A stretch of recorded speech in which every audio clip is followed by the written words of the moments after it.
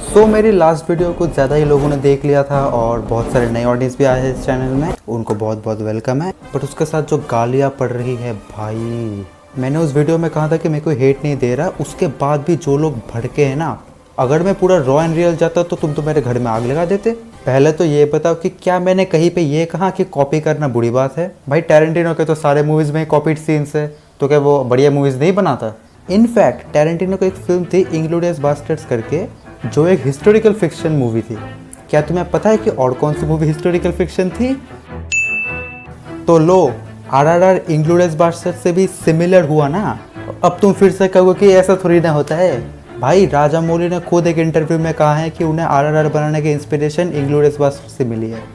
When I saw Inglorious Bastards, and in the theater scene when Hitler was suddenly shot with the machine gun, I thought, wow, this is really wow. I mean, we know Hitler didn't die that way, but it's fiction. You know, it's a fictional movie, and you can take liberties with that, and yeah, putting those two things together is the start of RRR.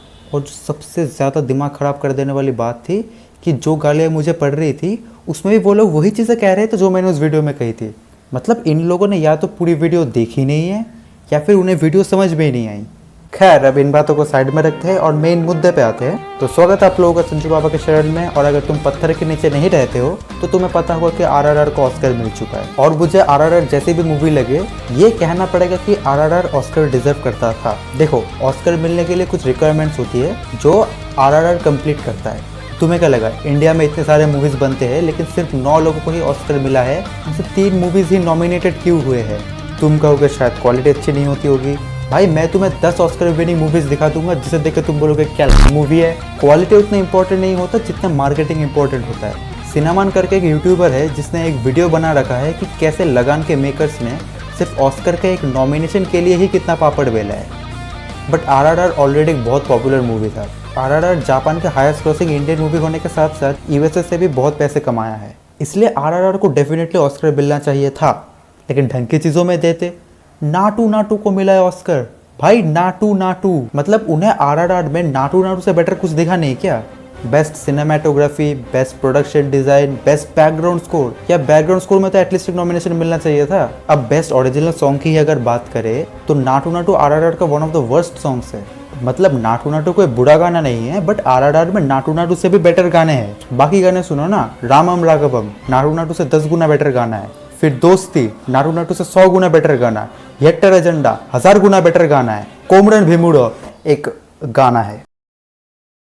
कोमरन Bheemudo was even worse than Naatu. अब कोमरन भीमुडो भी कोई बुरा गाना नहीं है, but RRR में जिस तरह उसे इंटीग्रेट किया गया है उससे वो गाना बहुत अननेसेसरी लगता है। इसलिए प्रॉब्लम एक्चुअली आरआरआर के स्क्रीन प्ले में है। स्टार्टिंग का जो 40 मिनट का पार्ट है उसमें एकदम कॉम्पैक्ट स्क्रीन प्ले था, बट फिर मूवी के 1 घंटे बाद ऐसा लग रहा था कि मूवी को खींच रहे हैं। फिर सेकंड हाफ में तो पेसिंग में कुछ ज़्यादा ही इनकन्सिस्टेंसी थी। जिन सीन्स को 30 सेकंड में ख़त्म करना था उसको 15 मिनट तक खींचा है, और जिन सीन्स को 1 घंटे अच्छे से दिखाना था उसको 15 मिनट में निपटा दिया है। अब हाँ, आरआरआर को बनने में 5 साल लगे हैं, तो उससे क्या होता है? ब्रह्मास्त्र बनने में भी तो 7 साल लगे हैं, लेकिन सबको पता है कि क्या बना है। ब्रह्मास्त्र के वीएफएक्स डेफिनेटली अच्छे थे, लेकिन 7 साल तो सिर्फ वीएफएक्स में ही लग गए थे। स्क्रिप्ट तो शायद आधे घंटे में जैसे तैसे लिख के दे दिया होगा। And to be honest, RRR जिस क्वालिटी की मूवी बननी चाहिए थी उसके लिए 10 साल भी कम पड़ता। ऊपर से नाटू से कितना भी डीप मीनिंग निकालने की कोशिश करे कि वो एक्चुअल में एक फाइट सीन है, लेकिन रियलिटी तो यही है ना कि वो पूरा सीन मिसप्लेस और यूजलेस था। कुछ भी दिखा सकते थे। ये दिखा देते कि जेनी ने मार्केट में ही भीम को घर का इन्विटेशन दे दिया हो, उससे ना तो उस अंग्रेज को ओवर एक्टिंग देखनी पड़ती और ना ही नाटू होता। अभी अगर तुम्हें लग रहा है कि मैं हेट फैला रहा हूँ तो हाँ, फैला रहा हूँ हेट, क्या कर लेगा। लॉकडाउन के बाद जो पहली फिल्म मैंने थिएटर में जाके देखी थी वो आरआरआर ही था। बट जहाँ लोग आरआरआर के थिएटर एक्सपीरियंस की तारीफ कर रहे थे, मेरा आरआरआर के थिएटर एक्सपीरियंस ही सबसे बेकार था। वो रामचरण का जो जंगल में एक सिनेमैटिक एंट्री वाली सीन थी, उस टाइम मेरे सामने बैठे एक आंटी ने अपना फोन मेरे सामने बिल्कुल ऐसे मेरे मुंह पे निकाल के स्नैपचैट बनाने लग गई। मतलब तुम मूवी देखने आए हो या फिर लोगों को ये दिखाना आए हो कि तुम मूवी देखने आए हो? एक तो स्नैपचैट दिमाग खराब करने वाली ऐप है, ऊपर से किसी को फर्क नहीं पड़ता कि तुम कौन सी मूवी देखने आए हो।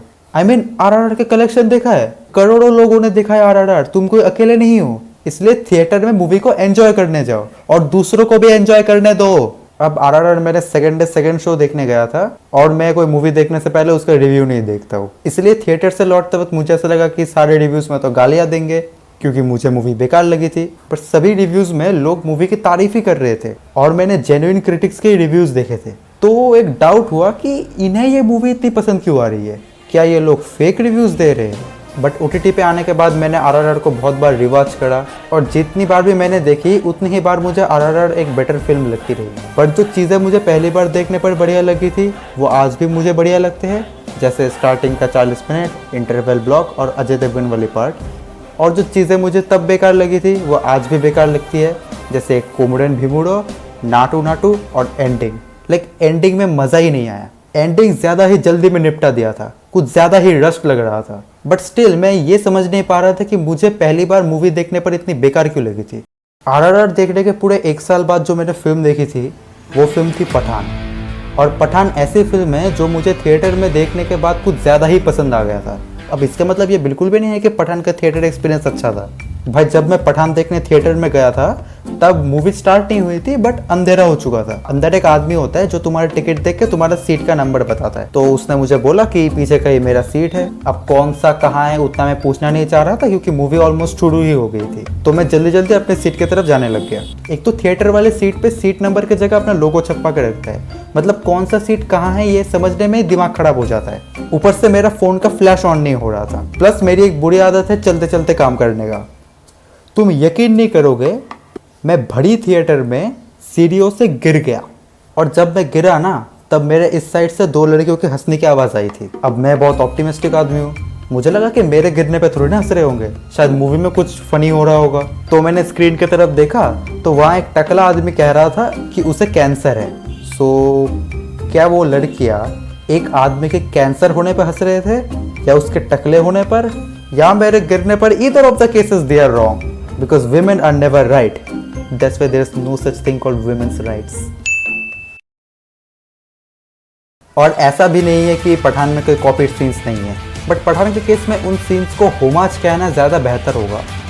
बट मेन बात ये नहीं है कि पठान में कितने सीन्स कहाँ से कॉपीड है, मेन बात यह है कि पठान मुझे RRR से बेटर क्यों लगी, बिकॉज ऑफ एक्सपेक्टेशंस। देखो पठान फिल्म से मुझे जिस टाइप की एक्सपेक्टेशंस थी वो उससे बेटर फिल्म ही बना है। पठान के टिकट खरीदते वक्त मैंने ये नहीं सोचा था कि मैं कोई माइंड बिल्डिंग आर्ट फिल्म देखने वाला हूँ, मैंने उसे एक धूमधाम एक्शन फिल्म एक्सपेक्ट किया था और वो एक धूमधाम एक्शन फिल्म ही था।